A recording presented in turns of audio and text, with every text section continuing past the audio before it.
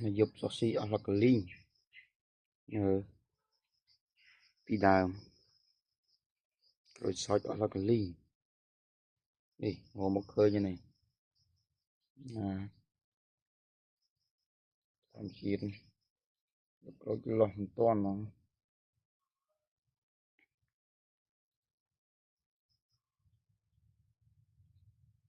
ngồi một khơi nhá ngồi mà ngày ở khơi là cái ly ngập ăn mùi sọc này rồi chỗ là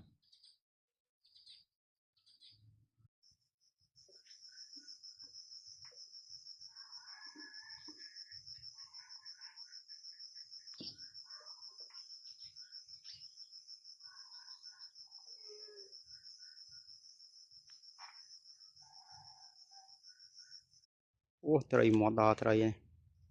đã mà nãy nhất lúc này